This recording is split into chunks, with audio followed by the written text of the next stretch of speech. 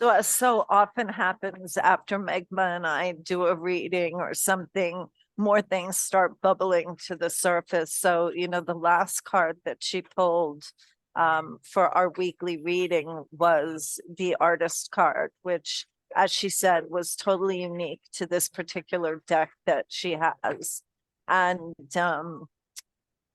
this opportunity she spoke about of us being able to recreate or create our lives. I have been so aware of that, and I'm wondering if you have been as well. Talk about getting to breathe life into our dreams.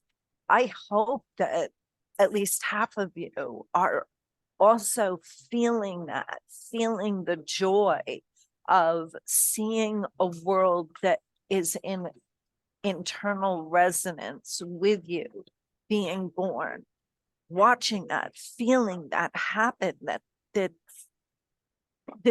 a certainty that what you're going through, you are connected to something larger than yourself. I'm not even sure I have words for how fulfilling and deeply sustaining and joyful, blissful this whole thing is, amidst the work we have to do to sustain that, right? And that is requiring us to re-examine ourselves. I know for myself, I'm having flashes of my own behavior. I'm having insights into my own behavior in the smallest of my relationships.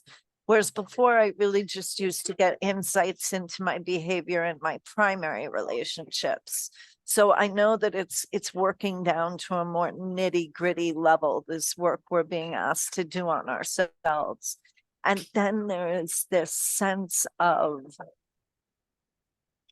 really getting to choose. I know I'm kind of going back to the first point, but getting to choose which of the aspects of our life that have always, or our possible life that have always called to us and we longed for, but we were never able to actually manifest. We weren't actually able to put them into practice. What I'm finding is that right now there are all these practices that I always wanted to incorporate in my life. And now they're just happening. There's space for them. It's like there was something pressing them down and it made it so hard for it to like sprout up, right? And grow. And now everything's sprouting. Everything we put, even the littlest amount of attention into, it's sprouting. It's such an exciting time. So I really wanted Yes, to add that. yes. And I don't know, a lot of people are talking about the Pluto energy that is around us and how it's breaking these old walls, like you were saying, that was like so tough before, but it is now getting easier to, break through those. And when you were talking about, like you said, I don't even have words of how fulfilling it feels. I was like getting so emotional because it's so true. I also realized at that point that even though growing up, and for me it's been 30 years, for Lia it has been like 60 years, that we have been told that there is no place in the real world for our need to be in nature, our need to sing out with the birds, and our need, to be fed by all this. And if we are too dependent on that, and if we cannot survive without those sensations, we are defective, we are weak, we are not fit to live in the world that humans have created. And this is how it has been and will be. That what was told to us, right? And as children being conditioned, we believe that, and believe that so much that we tried our best to change ourselves, to cut off all those connections, all those things that feed us. But the real world, the real world, the universe, the intelligent, living, breathing, energetic, existence loves everything in it, right? And wants to create a simulation, you call it, or a reality, whatever you want to call it, that benefits all its constituents, that creates a harmonious relationship between all the constituents of that reality. And that intelligence energy, that benevolent force, has been reaching out for us too, for us to realize that humans, or a couple of generations of humans, do not decide what the world is.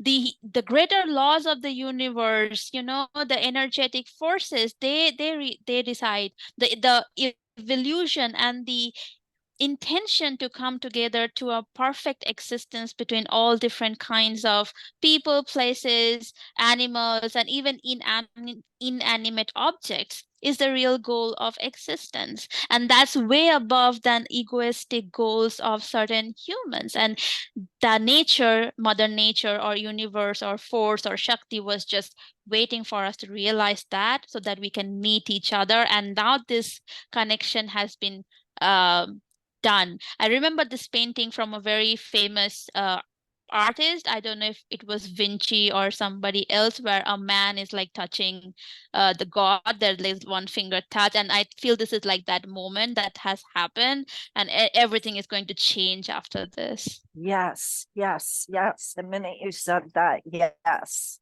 that's exactly what I'm feeling. That is the resonance that is ringing like a clarion call through the universe.